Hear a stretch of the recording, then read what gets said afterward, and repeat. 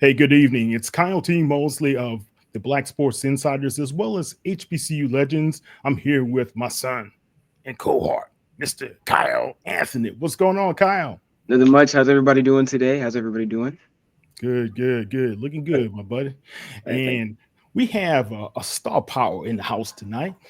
You know, in Houston, with us social guys and us media guys, we just call him Hollywood. Oh, there we go. Because when all the stars come into town, they don't dial us up. They call straight to. Can I speak to Nate Griffin? Oh, I see what kind of podcast this is gonna be. Hey. He gets all the stars. No, I'm Oh, hating. I'm hating seriously, but to be honest with you guys, That's love, man. That's not hate. That's love. I yeah, get it. yeah, we got a 100%. lot of love for him because he never says no to a question, and he always gives us great advice. He's a big brother to me in the business, and I just highly respect everything that he does, especially on Fox. He's one of the best broadcasters and reporters that we have, especially early in the morning. He gets up like 3 in the morning to be able 2:30. to give you guys Don't cheat him. news. Don't cheat him. Don't cheat him. 2:30, baby. Don't cheat him. Yeah, well, look, with over 30 years in the business, it's none other than Nate Griffin. How you doing, Nate? Man, I'm doing great. Good to be on here with the Kyle and the Kyle. The older Kyle and the young Kyle. It's kind of cool to do this. So, Yeah, and when I looked yeah. up, I saw him. I was like, wait, that's wasn't he 12 years old like 3 weeks ago? Yeah. Oh, come on now. Come Tell on me now. about it, man. Tell me Hey, about it. you remember University of Houston? You, me, your dad, Ralph Cooper, how we sat around until before you went off to college, man. I Jimmy do. Dillon I do. Business. You are working with your dad. That was crazy. That was crazy. I've Yeah. already, Mr. Griffin, you gave me some very important information at the time. He said, you know what? When you going off to college, just want you to, lock in and focus on your work. But you need to bulk up in that gym. You need to lock in. I locked in that gym. I will say, hey, Good for you. hey, yes, sir, yes, sir. Yeah, he's Hey, got. thank you. Look, he's finally got a couple of abs now, so he's You can doing see well. it. Hey, hold on. I've been locked in for real, y'all. I've really been locked in there. That Good grind for does you. not stop. Good for Yeah. you. Good for you. Well, guys, Nate, I guess the best way to start this off, you've covered all professional sports, collegiate sports, high school sports, intramural sports. It doesn't matter, any type of sports, but you have done it at a high level for such a long time. What's the secret? Well, prayer, number one. You got to have God in your life because you can't do it without him, number one. Number two, you have to have a support system. That's very important because as you're a married man, so am I. And if there's a problem when you need to do something versus when you need to get something for the family versus when you need to get work done, Yeah. and there's not a good relationship, that's a problem. So a lot of other things, and then you have to have good working relationships. That's the most important thing. Have good working relationships with your cohorts. And I think you can get some things done. The most important thing is to get the word out to the people. We are a vehicle of information, sports information for people who want it, who yearn it. So we try to make sure that we handle that need every day.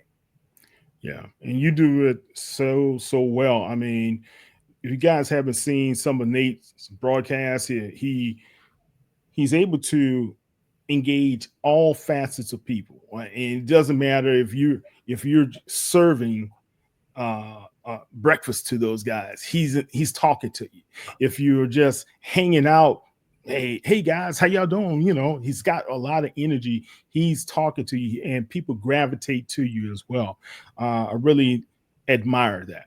Nate. Thank you. Yeah, Thank just keep up that. That's that old great country work. Mississippi in me, man. That's what that is.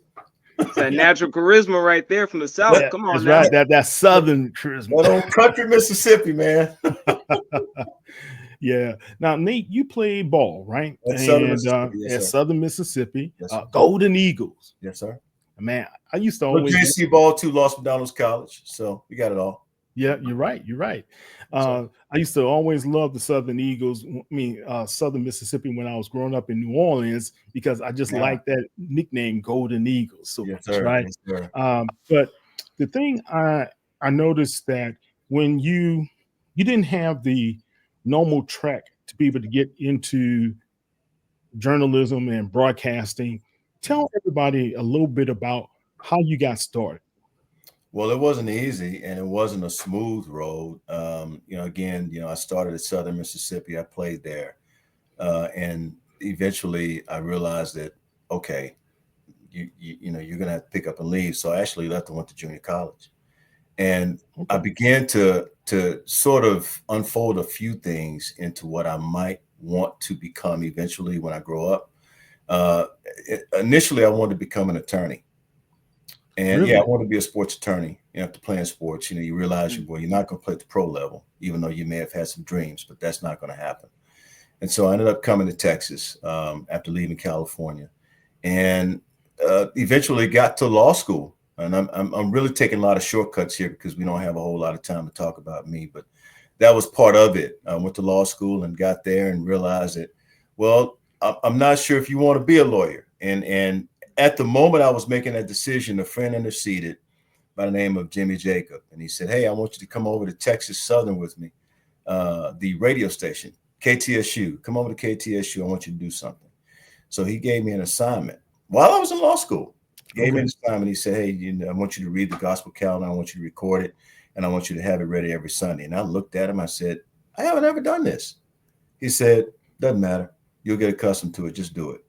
And I was free, So I was free, so it was the right price, So eventually, that came to pass. I actually interned at KTSU with the great Judith Tillman. She's no longer with us.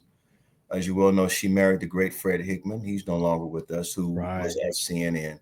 So I interned there, and once again got an opportunity at KPRC Channel 2. They had radio and television there. I went over there and interned with Mike and Anita, Mike Edmonds, Anita Martini, all those people, and Mickey Hobbs was there at the time. So you get to meet a collaboration of people, and then eventually got to KTRH, and that's when things started to really turn around and kind of give me a glimpse into the future. So 740 KTRH at the time, and I'll keep this short. They carried the Astros, the Rockets, and the Houston Oilers, Oh not the wow. Texans. I'm going back a bit. Okay, Yeah. carried all three sports teams. And this is when Houston was very, very strong in terms of covering sports in the city. You had everybody here: Bob Allen, Mark Berman. You had Ralph Cooper. You gotta have Ralph in the mix. Mr. Baseball, Kim. All those people were in the mix, right? And we were very, very prevalent. Butch Alcindor. I mean, you had so many folks there. Jeff McShann, and so Oh man, Tim you Melton. bringing up some names. Yeah, man, I work with all those people. Joe Gleason over there, who's over 13 now. All those guys. We all go back a lot of years, and so that kind of gives you a glimpse of what happened. But anyway, I ended up doing some national sports broadcasts. I worked for ESPN. I did some work for Comcast Sports Southeast. Did some work for Sports West, which was out west primarily. So a lot of different things have helped to sort of mold me into where I am today. And I eventually got back here, was doing radio, Sports Radio 610. First African American to actually have a show on Sports Radio 610. Wow. Called Fast Break with Nate on Sunday nights. So for those viewers, listeners who watch or who remember that Fast Break with Nate, that was me. Sports Radio 610, and sort of just took off from there, man. Then Mr. Beat. Wow. That is Wow. awesome. Kyle. I mean, honestly, Nate, once you name dropped the Oilers, I thought you were about to say you flew to Seattle, covered the Supersonics too. But Yeah. hey, Or the 6 things Edmonton Oilers, right? that we are missing and that we hope can come back and maybe a uniform variant for the Texans this year. But speaking on the Oilers and now the Texans, we know you were at training camp. Mhm. How are you feeling about the team? Been there every day. I'm feeling like they're going to be good, very good, in fact. I think, first of all, they've got to make sure they get that, that running back room situated. Joe Mixon, Damian Pierce, both still out. So a lot Oh, of I the didn't know work right Pierce was now, out. I heard yeah, about Mixon. Okay. Damian Pierce also. So a lot of the work is falling on Nick Chubb and a lot of the other guys, free agents who are actually in camp. So right now, Nick Chubb can use everybody who can help him out. That's pretty much what you have. The offensive line, I think, is going to be really good. It may take a couple of games before we see just how good they really are as a unit. And as you guys well know, the offensive line is the smartest group of guys on the field. That's the smartest position group on the field, the offensive line. They have to know all the calls. The center makes all the calls for the offensive line, and they all have to work together, but they work as a unit. So I'm really, really curious to see how they're going to work as a unit this year. A lot of guys that are new to the Texans. That second-round draft pick, Ariante Ursery, he is a huge individual at 6'6", 330 pounds. So they've got some meat along that offensive line. It's just a matter of unifying those guys and making sure they communicate. Awesome. Right. Is he playing guard or is he playing tackle? Well, he could be playing tackle or he could be playing guard. I don't see him as a guard. 6'6", 330. Typically, you don't see that. You normally see a guy like that either left tackle or right tackle. But, you know, when you have a starting right tackle, it's hard to say where he's going to end up. So we'll see. Okay. Third year for Mr. C.J. Stroud in Houston as the leader of the offense. Last year, some people say it was a slump, but I think it was the play call that had a lot to do with what was going on. Plus, he still had some injuries up front that he had to deal with as well. Right. How do you think this is one of those pivotal years for CJ, or it's just steady as you go? No. Year 3 is always a pivotal year for a quarterback. And the most important thing is that first 2 games, even if you make some mistakes, even if you have some issues, by the 3rd, 4th game, you need to kind of have them straight. Now, the problem with CJ, you realize he was the 2nd most sacked quarterback in the league last year. Right behind Caleb Williams, who was sacked, I want to say 72 times. Ooh. Yeah. So that offensive line is going to really have to protect C.J. Stroud this season. That's the big thing. Last year, remember, and I want to take you back to the Texans when they first came to Houston. Their quarterback was David Carr. What was the problem with the Texans at that time? He got sacked a whole lot. Yeah. He got sacked, got happy feet late in his career, and all of a sudden, down goes David Carr. And it was so sad to see because he was a great quarterback at Fresno State. And I thought that being, you know, a top pick, the first pick, you know, for the Houston Texans, I just knew this guy is going to be special. But the problem was the offensive line never could come together. Well, they've had that problem over the years. They've had some good offensive lines. But this season, I think they have a shot to be different. You can't have your franchise quarterback running or throwing for his life. Yeah. You're running for your life, and then you're throwing to try to get the ball out of your hands quickly so that you don't take a sack, get hit, get your head knocked off, you know, or get somebody's helmet planted in your chest. So he's got a shot to be pretty good this year, but that offensive line is critical. And if that offensive line is good, decent run game, if Nick Chubb can give us anything, if he can give us any resemblance of what he was when he was in Cleveland, oh yeah. Now there's your safety valve. Nick Chubb's your safety valve. Joe Mixon come back healthy. That's your safety valve. Damian Pierce is your 3rd back. Yeah. You got a shot. Yeah. 3 1,000-yard rushes there, right? You got a shot to be pretty good as a quarterback. Yeah. Well, what about Titus Howard, our HBCU guy from Alabama State? How's he looking? Yeah, that's your right tackle right there. You know, I think the most important thing is that he understands his role now. He's been with the Texans long enough to understand his role. Also understand you got to stay healthy. And I was very pleased to see him come from the position that he came. Right, I was very pleased to see that he came from where he came from, and has done well with the Houston Texans in being a force on that right side. That's what he's going to have to do this season because, again, they're probably going to play 8 guys, and Titus Howard has to be one of them. Yeah, definitely. All right, that's the Houston Texans. That's just a quick overview of what we have seen the first few days of training camp. Kyle, I know the subject you love to talk about all the time is the Houston Rockets, and I know you have a couple of questions to throw at Mr.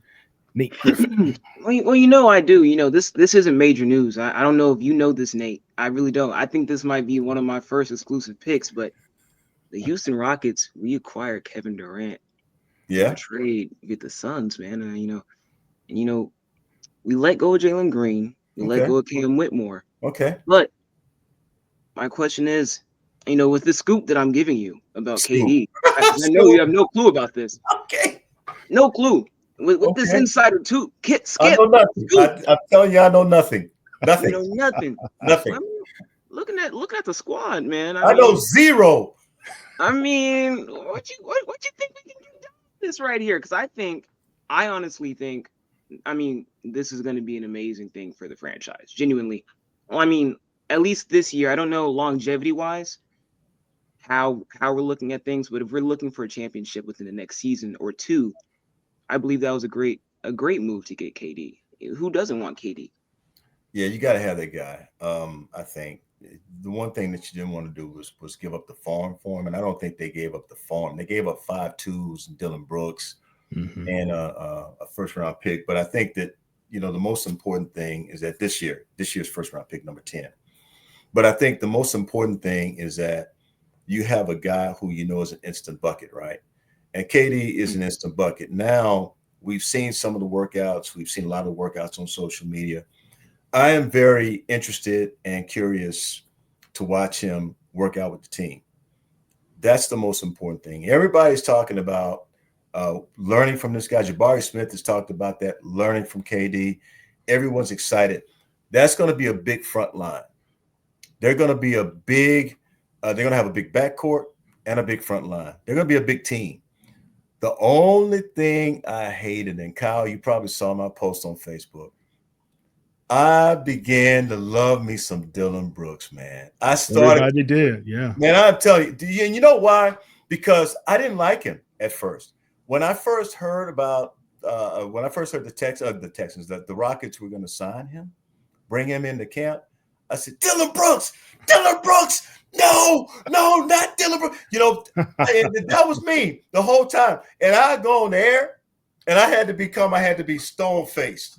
And, I really did. I had to be stone-faced. The Rockets are considering bringing in Dylan Brooks. I put some emphasis on the last name, right? Brooks. And nobody knew, but inside of me, I'm like, inside you were seething. Yeah, I'm like, come on, Coach Emo. What are you thinking? Come on, Coach Emo. What are you thinking? You gonna bring? All of a sudden, this guy started to become my favorite villain. Yeah. And I was watching how he was sacrificing his body, how he was actually defending guys and hitting the three. Dylan Brooks was knocking down 3-pointers. Going to the basket. He didn't mind taking the hard foul. Yeah. He would deliver the hard foul. He was doing things to inspire his teammates up and down the floor, making big plays, passes. Yeah. The guy was passing. I'm talking about passing well. Working with Alperen Şengün and Jabari, and those guys, and even Jalen. When Jalen wasn't hot, who was hot? Dylan Brooks. Dylan Brooks. Dylan the villain. Dylan the villain was hot. So I miss him. Man. I hate that. If they could have kept Dylan, because you always have to have that dog, right? You got to have that DAWG, man. That's and right. Dylan Brooks was that dog. Now the question is, they got a couple of guys who can be the dog, but who's gonna step up? You can't have one of your top players as your dog, man. Armand can't be the dog. Right. Armand cannot be the dog. He can stand up for himself, but he can't be that guy. He's got to be on the floor 100% of the time, either playing defense, running a team, getting up and down. I love his court presence. I love the way he plays 94 feet. He's up and down the floor, man. Layups, nice little 15-foot pull-up jump shots. I love how he does that. He doesn't take a whole lot of threes. You don't want to see him doing that, but he does those other things that give that actually gives the Rockets a tough inside presence. That's what you need. Yeah. I mean, Yeah. true. For a while, we Well, were playing small ball. Small ball, he's good. Well, you can actually have him in the small ball game, and I love the fact that Jabari Smith is also going to be that guy. right. Tari, what is Tari going to give you? Tari's going to give you something special. The guy, there's another guy I hate they let go, Cam. I hate they let go of Cam because I think Cam could have been that dog. I really do, that DAWG. But Cam has to see Cam. Okay, all right. Cam. So Jalen was the number 2 pick, 3 pick, 3 pick. Two, I think. 2 or Was it 3. Two. I think it was 2. So Jalen was the number 2 pick, right? Cam was the number 20 pick. I won't forget that. Cam was the number 20 pick, and I'm thinking, ooh, he should. If they had been able, and I know it's tough. When you got 2 and 20, it's hard to maneuver because somebody was going to want that 2 if you asked to move up from 20. But Cam probably should have gone higher, and he thought that. That's what he felt. He felt. Yeah, that. Remember he dropped. He was dropping. Yes, he I dropped. forgot why he was dropping. Was it something? Some negative press came out. Yeah, it was some negative press, and that's what kind of magnified itself while he was with the team. But I still believe he's a more talented Dylan Brooks, and I say that with a lot of respect to Dylan. He's a little bit more talented than Dylan Brooks on the scoring end, I do believe, in terms of athleticism. Dylan Brooks, man, he gave you all he had with that body, and I'm going to miss him. Dylan, I love you, man. If you're watching this podcast, believe me, I love you, brother. I miss you, man. Trust me, I miss you. But Well, look, I'm going to say this, guys. I think you're right. You do need somebody who has that grit, yes, who can get down and dirty and be able to play that spot. You're going to find somebody. There's going to be somebody out there eventually through the waivers or whatever, or some sort of trade. So it's still up in the air. This is not a complete team right now. The Rockets already have him on their bench. I think it's not maybe one more guy. I know that they signed a guy a couple of days ago, but I think this team is going to be a well-rounded. I mean, Udoka is going to have a really, really good team. The kind of team that he wants. It's going to be in his mold. Yeah. Very physical. I think Coach he's chomping at the bit right now. He is. Yeah. It's football season right now, though, Coach. Even though we don't want to admit it, it's actually football season. See, I like baseball season. Excuse me, allow me to go into my diatribe because I'm a little angry right now. I'm not ready for football. This is the segue into baseball. So go ahead. I'm enjoying baseball season right now. I'm never in when the Astros are playing well. I'm never in a hurry to go into the football season. But here we are, college football, the NFL football, NFL season, college football season. I'm not ready, and then I'll be getting calls from coaches, high school coaches. Hey, you coming out to cover my game? Hey, you coming over for Friday Football Fever? Hey, when are we going to see you, Coach? It's good to have these kinds of relationships, man. But I'm telling you, I'm in no hurry, man, for football because I'm really enjoying baseball season. Framber Valdez, 1,000 strikeouts Monday night. Look, man, everything they've been doing, and they lose. They lose 2-1. Yeah. But look, you got to like what you see in the Astros, especially all the injuries they've persevered through. They're still at the top. Whole teams on the injury list. That's it's just crazy. And to have the rookie to call up the rookies, and he hit those 3 home runs in 3 days. I mean, it was really so good to see. I was so proud of him, man. And Houston on. Yes, coming out of Atascocita High School, and I actually went over there and sort of broke the news that he was, signing with the we went on over there. That's why, I proudly, I don't know if you saw the post on Facebook. I proudly put the post on Facebook and Twitter, on Instagram. The Fox 26 had interviewed him, so it was really, really good to see. Now, on the positive side, Jeremy Pena has been moved to AAA Sugar Land. He actually played his first game of rehab last night. Last night being Monday night. So we'll see how that turns out. And then Christian Javier, as you well know, he had a couple of rehab starts with the Sugar Land Space Cowboys over the weekend. So hopefully the Astros will be able to get those two guys back. The problem is now Christian Walker. and Isaac Paredes, who's you got about between 15 and 19 guys on the injured list. Yeah, that's a lot of guys. Those are your stars. Yeah, those are your stars, and you're asking Jose Altuve, to hold up the team and be that guy, and that's tough. It is. It's tough, but he's been hitting those. He's still hitting, right? Well, not last night. Yeah, I mean, he can't hit all the time, guys. Well, the Astros have lost 5 games in a row. You realize they lost 9 out of 10 at home. They were really hot. They were. I mean, but baseball is a game of streaks, right? Boston Red Sox went on an 11-game, win streak. It happens if you look around the league. Baseball is a game of streak. Dodgers won 6 or 7 in a row. All of a sudden, they went back. And you guys know how I feel about the Dodgers, right? Born in Los Angeles. I'm a Mississippi country boy, but born in Los Angeles. And my first game was Chavez Ravine. Really? My first game. Yeah, 6 years old. My dad took me to see the Dodgers when I was 6. So, I'm a Dodgers fan, man. First and foremost, I cover the Astros.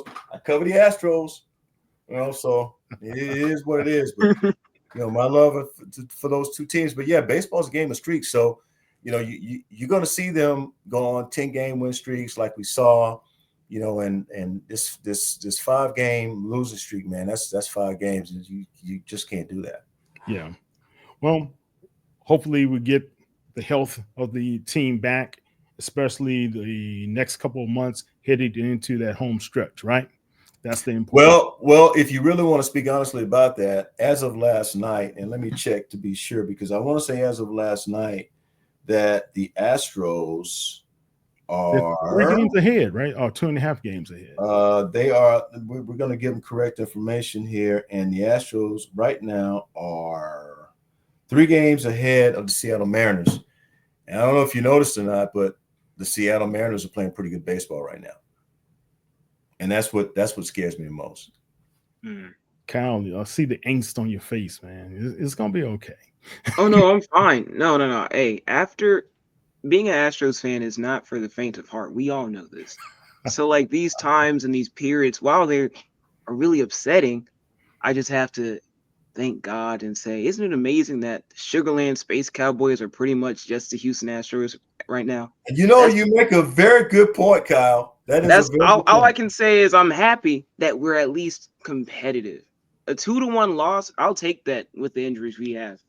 But I want us to strive for greatness regardless. That is, at the end of the day, we do need to win. That is the goal. So if we can maintain. I mean, the diatribe is sweet, right? But we need guys to hit the ball. I mean, Bryce Matthews didn't have a good series over the weekend after having a great series out in Arizona. He needs to have a good series. We need to see other guys stepping up and hitting the ball well. Trammell, you see all those guys hitting the ball well. All right, awesome. All right, let's talk a little bit about what's happening in college football. Training camps kick off. Texas Southern, Prairie Tomorrow morning. Rice. Yeah, U of H. Friday morning. U of H kicked off this morning. We're talking some great. Don't forget about Houston Christian. You're right. And Prairie View A&M University, who you have picked by 3 over Texas Southern. What's this, man? You and Coop. Wait a minute. Who said that? I told you and Coop getting me in some hot water. That's right. You're gonna be in some hot water. I'm telling you right now. I said it. Yes, I said it. Hey, Kyle, what did you say? He took off the glasses. You see it? Wait a minute. Break it down for me. What did he say? So no. This is what happened. Did you hear what? This is what happened. No, y'all be quiet. This is what happened. Okay. 2 months ago, Coop, I'm on the program. All right, Mosley. At this point, who would you say has the favorite to win again between Texas Southern? Let me see if I can do this. Let me see if I can do this like Ralph would do it. Mosley. Who would you say? Well, now, Cal. I want you to be honest. Don't try to sugarcoat anything. That's exactly. You be honest now. Now, Mosley. I want you to tell me who's gonna win the game, Mosley. Who's gonna win it, Mosley? Who's gonna win? Is it gonna be PV? I said Coach. I say Coop. at this stage, Yeah. I will have to give the favorite to Prairie View. Oh, You Lord. tell Prairie View about the what? Prairie View. This is Ralph. What? Okay, so you gotta give me a number. How much? Yes. How much is going to be? Spread. He asked me for the point spread. Then that's why I said, well, if I had to do it, I think it's going to be about a field goal, 3 points. That's how that came up. That's 2 months ago. But if you saw Chris Dishman and you saw Texas Southern at the SWAC Media Day, they look awfully confident. I'm saying it right here. And I said this to you the other day. Yeah. KJ Cooper is the SWAC's version of Cam Newton. Yes, indeed. Yeah. Excuse me. So some here trying to play around with them. So anyway, I interviewed Chris and Cooper and that SWAC pick at linebacker. I interviewed those guys while they were there in Birmingham. And I got a chance to talk to Cooper a little bit, EJ Cooper. And I tell you what, I think they got a chance to be special. So I really do believe that. Well, people keep on forgetting what happened last year when the rookie coach went up to PV against his friend Bubba McDowell. Yeah. On PV's campus, on the hill. What happened in Panther Stadium? A bloodbath. Who, by the way, and you know why? It was because of KJ Cooper. Yeah. They didn't have an answer for that kid, man. Yeah, KJ Cooper. Yeah. The way he was spinning the ball, the way he was running the ball, that size, that presence is Cam Newton-esque. I don't care what you say. He has something that is going to make it very difficult for defenders to be able to make these business decisions. By the way, you just mentioned Bubba McDowell. He should definitely be working right now. Definitely. If not, he should. It's ludicrous that he's not. It is. It's a shame. He should be working right now. If he's not, I guess I spoke with him, and I know I'm taking you off topic a little bit there. I spoke with him. I want to say last week, and he was out of town. Told me to get back with me. But in regards to this game, PV versus Texas Southern, KJ is going to be a difference maker in this game. And they also have the offensive line to block for KJ. So, anyone who's thinking, and Tremaine Jackson, I think he's going to be a great coach. I really do. He said himself, did you hear what he said during the SWAC media days? Oh, he said so many things. Well, he talked about the prediction for his team. He said that they were going to finish last. He said that. Now, whether or not I believe that, coming from him, does he really believe that his team is going to finish last? Not one bit. Other than having interviewed him, I've not watched one of his press conferences, right? While he was. Don't believe it. He does not believe his team is finishing last. He's throwing. I don't know what he's throwing. I don't know what that is. I have no idea. He's throwing you off he's throwing you off the scent. That's all. Strategizing. That's it. Yeah. So this is war. Look, I made the statement a couple of weeks ago, and I'm gonna make it again. By week 6, either PV or Texas Southern will be at the top spot in the SWAC West. Okay. A lot of people believe Southern is going to be there. They're going to repeat as SWAC West. We keep forgetting this about what happened with Southern last year. If it wasn't for a faux pas with Texas Southern in that end zone, right? And kind of that was something to see. And if it wasn't for the last minute downfall at PV, and if it wasn't the last second downfall at I forgot Mississippi Valley, I believe, or somewhere like that, that Southern University would have had 3 losses easily on their record, and they would have not been in that position. It possibly would have been Texas Southern. as the representatives of the SWAC West. And they had a great opportunity to do so if they were able to pull off, especially that Southern game. So all I'm saying is this. Chris Dishman looks very confident in his team. And if you look at the practices thus far, they look very confident. I know they're kicking off everything, but those practices leading up and those workouts, those guys look really good. PV looks very, very good as well. Southern looks very good. I don't know what's happening. Anything about Jackson State now? No. This is the SWAC West, and we're just talking about the division. Well, I mean, it's Jackson State is up here. See, I see your hate. I see your hate. I already no. Up here. No. See, that's the SWAC East. You got SWAC East. That's Jackson State. They're reigning champions, and they're reigning champions for a reason. You got to remember, I grew up watching Walter Payton, Robert Brazil. I grew up watching those guys, right?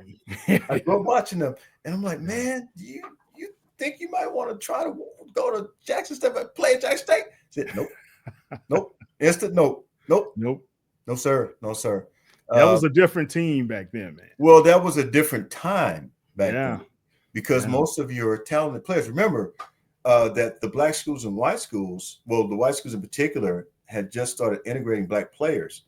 What was that, 1972? So you got to remember. You're talking about in the SEC, in the 70s. It was 70 to 71. You got to remember. Right. So, they still hadn't realized, oh my goodness, they've got all these great players. We need to, what was that? Oh golly, the great football coach at Alabama, Paul Bear Bryant. What? Make sure I'm not misquoting him. I gotta have me one. Is that what That wasn't. They said that's what he said. Yeah. After he saw Sam Bam cutting him, running up and down the field on him, right? Yeah. So you gotta remember there were some great players at Jackson State. I can't remember them all, but I remember some. Vernon Perry was there. Ricky Young. You had a lot of guys there. Remember who was that played at Alcorn State? The great quarterback. I guess what's his name? Steve Air McNair. Steve Air McNair. Let him get away. Can't forget about Mr. the GOAT. Doug Williams. Well, we're talking about Doug. Yeah, Doug. That was the GOAT. Again, we're talking about Jerry Rice too. Yeah, exactly. That in that heyday. Yeah. That is what happened. That is what has happened, to black college football for the most part. That a lot of those great players now go to they go to predominantly white schools and integrated schools. So, but anyway, as far as that's concerned, I was just kind of repping Jackson State. Yeah. Well, look, I understand. Going back to the 40th Labor Day Classic that's going to be coming up. I think it's going to be a great showing at Shell Energy Stadium.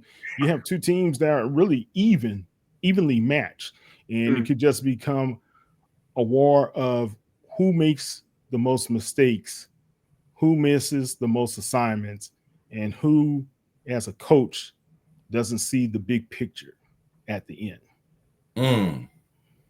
Interesting. Well, Tremaine Jackson has played a championship game.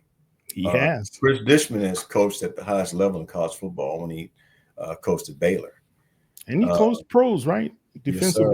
Yes, he did, but in regards to college football, that's what he's done, and so he understands winning.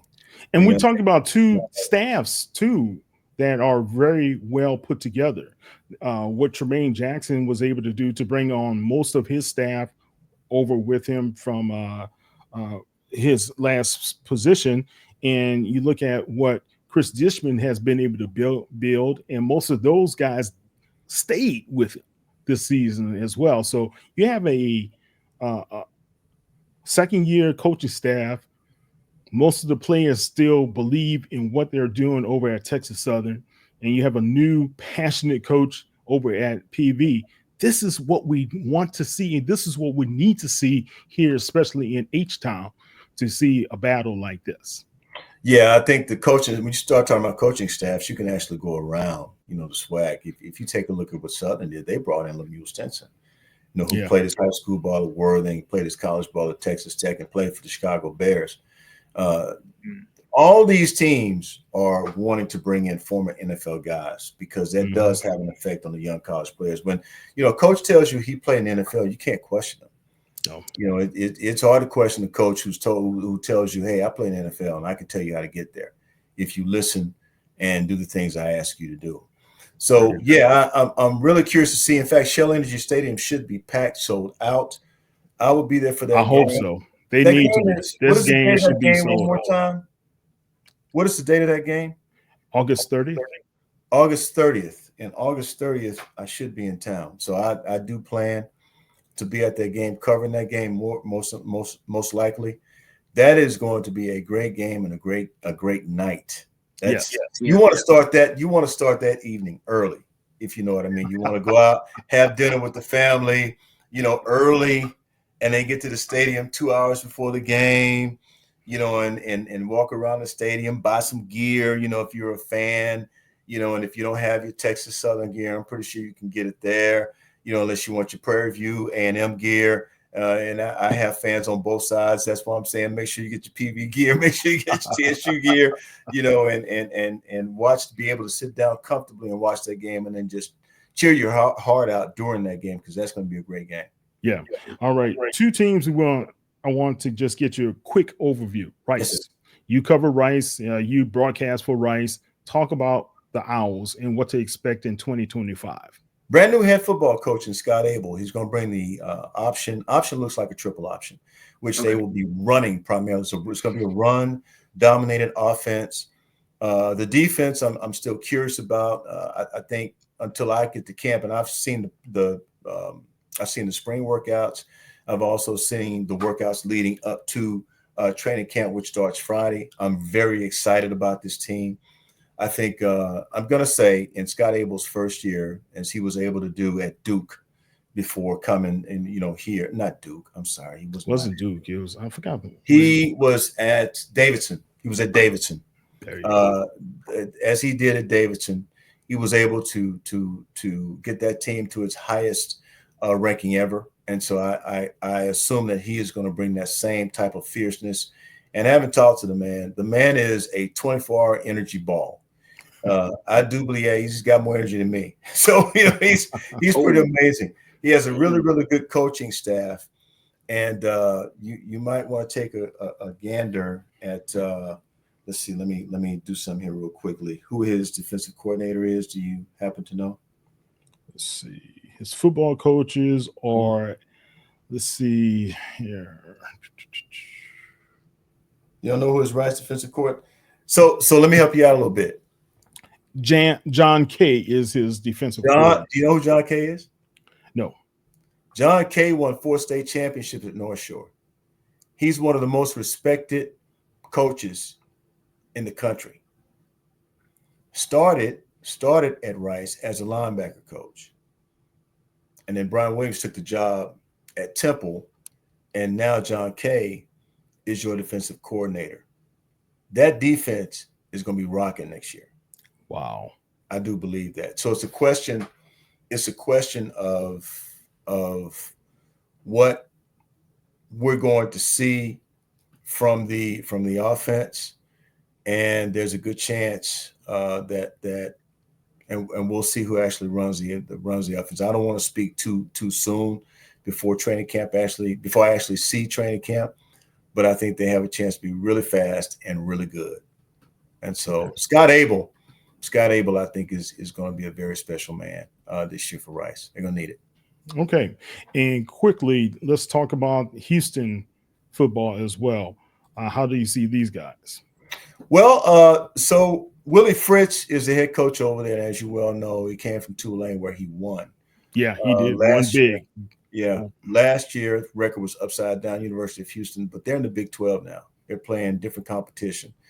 This year, they stand a chance to be very good. In fact, I will be at their training camp tomorrow. Tomorrow's the second day of training camp.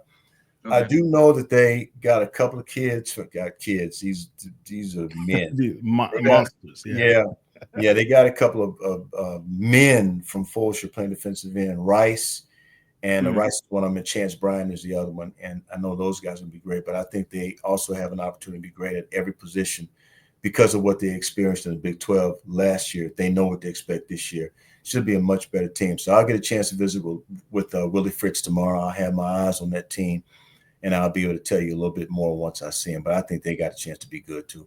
You should bring an intern with you over there. You need an intern over there. Actually, I have two. I have two interns, and neither one of them look like the one you're trying to send to me. So sorry about that. Sorry about that, young fella, but I already got my share of interns for now. You know? Oh my goodness. Yeah. We'll work something out a little bit later, but not tomorrow. Oh my goodness. Oh, Hey, that's a good way of putting it, right?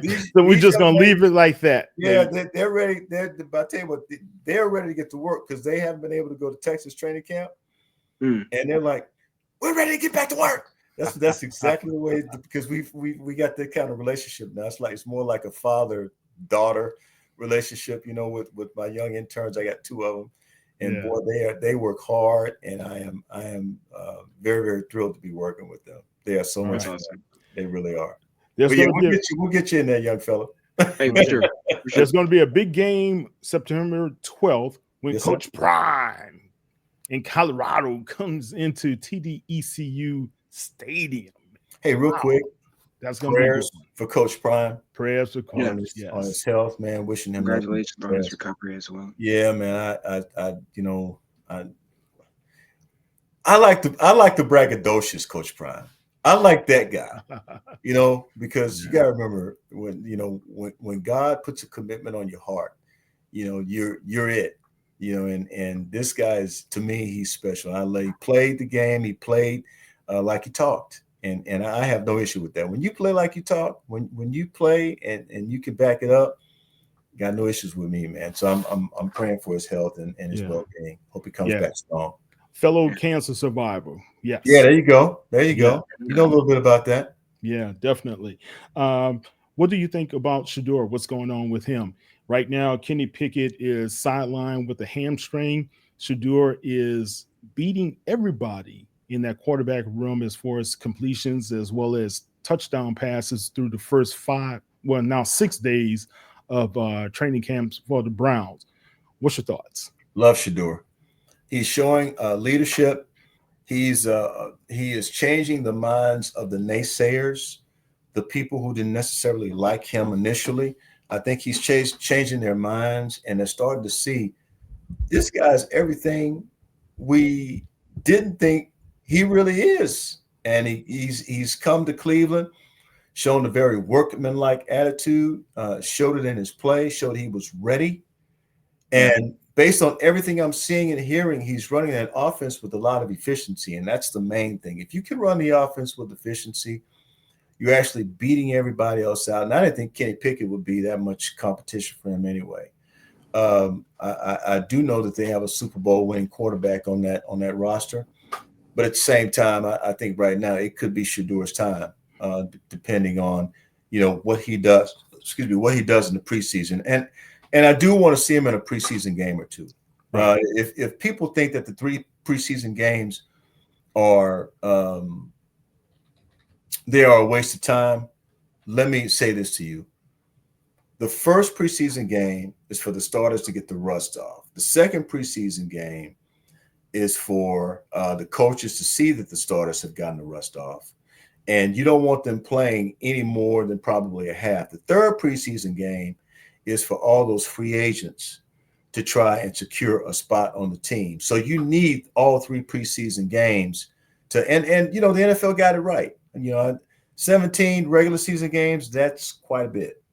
But 3 preseason games, you need them all. And certainly I think Shedeur, if he can show us in the first preseason game and a half that he can shine, complete passes, and be efficient with the football, I think he's got the shot to start. Yeah. I was telling people you cannot discount this young man. He's a 5th round draft pick. Yeah. But all the kids shouldn't have been. Now, Kyle, did you see the video of Shedeur coming out today, all those kids were ready to be able to dap him up, shake his hand. And one kid he did a high five to. The kid kept his hand up like, oh my God, I just touched Shador Sanders. Well, because You I feel know, like a lot of people, his naysayers, they didn't actually watch him play at Colorado. As somebody who was an avid Colorado watcher, I watched every game when Shador and Travis were there, and I will continue to do so with Julian Lewis, hopefully becoming their quarterback throughout the next 4 years of his college career. The man was so smooth when he had the ball in his hand, even under pressure, because his offensive line was just that was the biggest difficulty watching that Colorado team was that O line. There wasn't time to get the ball out to Travis, and when he did, you're seeing extraordinary plays. So when you take his caliber of passing and hit the entire list of plays that he has made that were great, and then you look at the ones that people aren't actually looking at that were phenomenal, but because they were in a smaller sample size, it just goes to show how many people are just hating possibly because of his last name, and just yeah. because his father was so outspoken at the time. You Well, got to forget Dion's never gonna he's his stop own being man. outspoken.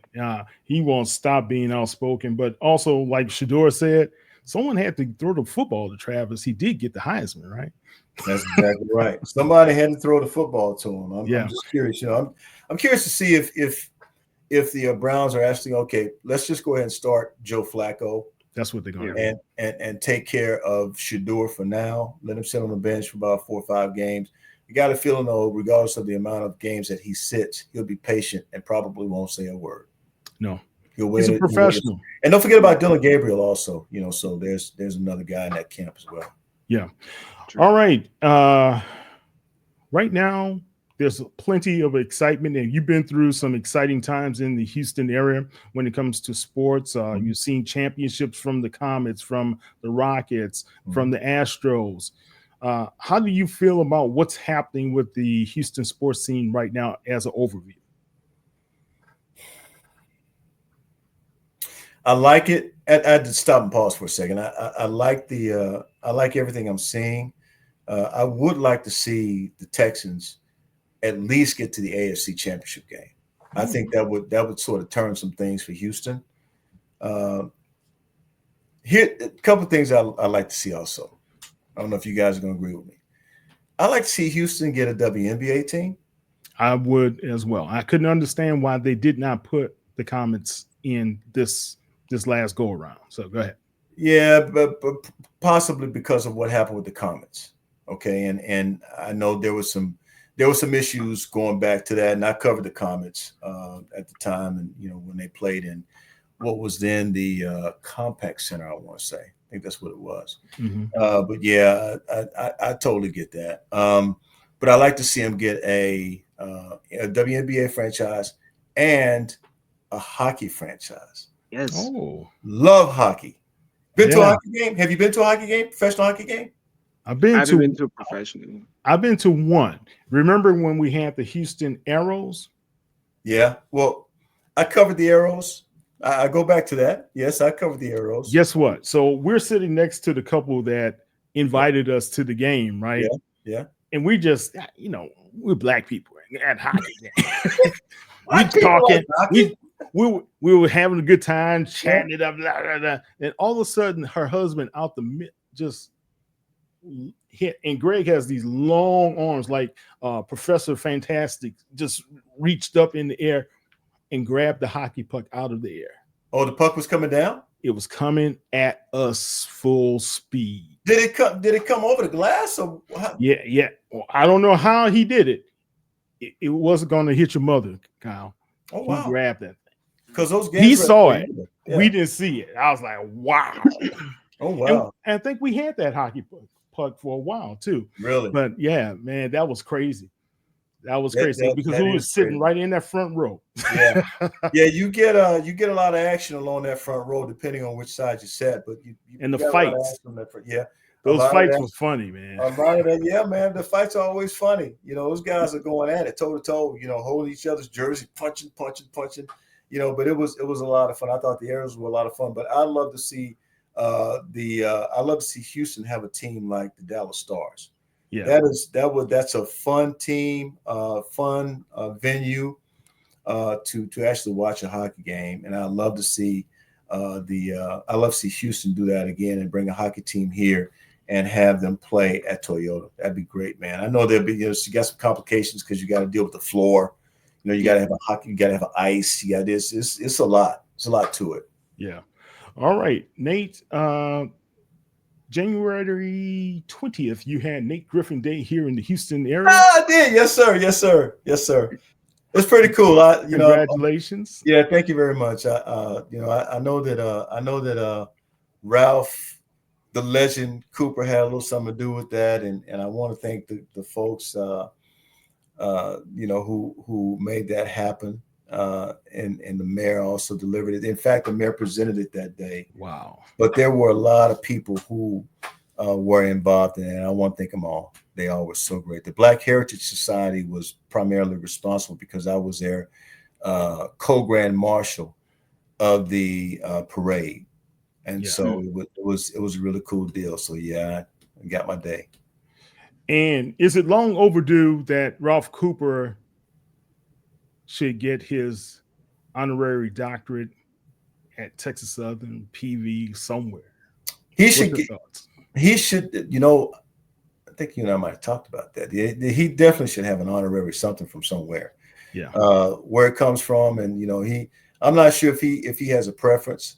You know how Ralph is. Ralph, he'll talk a lot of smack, and then all of a sudden you just give him the award and he's done. I don't know if it should be Prairie View, or if it should be Texas Southern, or if it should be Southern, or if it should be Grambling, where it should be from Jackson State. I have no idea, but 56 years, man. Yeah, he definitely will want an honorary degree from somewhere. Rice, U of H, he won it from somewhere, and I think he deserves it, especially with the amount of coverage that he's given and allowed people to really enjoy over the years. Heck, he's been covering sports since 1865. So I mean, I don't know why, Yeah. Come on now. Yeah, man. He's been covering sports since 1865. Covering You black telling me sports, Coop man. got emancipated and immediately started covering sports? Well, they never bothered Coop. They let him go on and cover sports. Let that boy off that plantation. Go on. Come on now. Oh my God, he wouldn't. He's gonna have fun with this one. I trust me when he hear that. Yeah, the main objective is to kind of rile him up. There's nothing more funny than watching the rile up. Oh my God, man, he is just hilarious. You can just sit in the corner, just die laughing, roll on the floor laughing. It's funny. Yeah. I remember one broadcast. He got riled up. I was like this. I'm on the air with him. I'm like, well, is he really saying this? You got to understand how it works. I actually, and I know here we go again. But I got to tell you all these funny moments I've had, man, and I want to share them. At some point, I got to share all the funny moments. I actually went over. We did a broadcast at KCOH, 1230 KCOH, with Ralph and Mr. Baseball, James Montgomery. And that was one of the most funny days I had in this business. They kept me laughing. We cracked jokes the entire time, and I'm sure that our viewing audience really loved it. And eventually we'll get around to it. If I can get him to grace me with his presence, with a phone call or a text message or something. I don't know. Maybe they had different kinds of phones back in 1865, so maybe, we got to get him up to speed. Yeah, send him a telegram. That was a telegram back then, man. I know, man. And then he came up through the 1920s, and he was down there with Shoeless Joe Jackson and who the great boxer from Galveston, all those guys. Johnson, yeah. Yeah, Johnson. That's right, Jack Johnson. And then he hung out with Satchel Paige. Satchel Paige with boys, and so yeah. Think about everybody he's interviewed over his lifetime has been pretty incredible, man. Just to listen to those stories of, from Mays to Ali, and just to be a part of what happened in the jungle over there and covering that for weeks and weeks as a young guy in his 20s. Amazing. So, all right. We're going to wrap this up, but Nate, Kyle, any last questions for Nate? One last question. We'll keep it brief. You know, the Dynamo, they don't get a lot of talk that much, but Who doesn't talk but about the no, that's what I'm He asking you loves because the I know you Dynamo. talk about the Dynamo. So we're talking now. Now, how do you? We were there. I went and covered 713 night when they did their H Town celebration on. I think that was the 19th, and Mike Jones performed. I want to ask you a question. How do you feel about the Dynamo connecting to the city's culture? Because I feel like they go out of their way to really ultra connect with the city's culture, especially some of the more hip hop parts of the city. And I wanted to hear your opinion on that compared to like our other teams and the way they go about that. So let me get your viewing audience up to date. You know, Leagues Cup starts tonight, Mm, and they play Tigres tonight. So yeah. it'll be Dynamo hosting Tigres at Shell Energy Stadium tonight. I'll have those results in the morning, Okay. but it may have some tonight that I'll tweet out. But I think that the most important part is that they are trying to connect with every aspect of the city. That's what they're trying to do. Now, what I do notice with the Dynamo and Dash games, seemingly you have a more international audience when they bring the bigger matches to Houston. You know, that's what you have. Like you know, in a year we're going to have the FIFA World Cup, Right. which is going to be carried by Fox, Fox. right?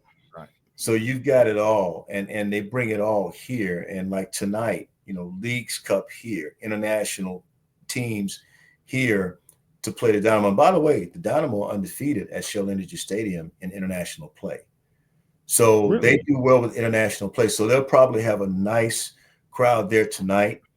And you've got several games that will be played there during the course of the week.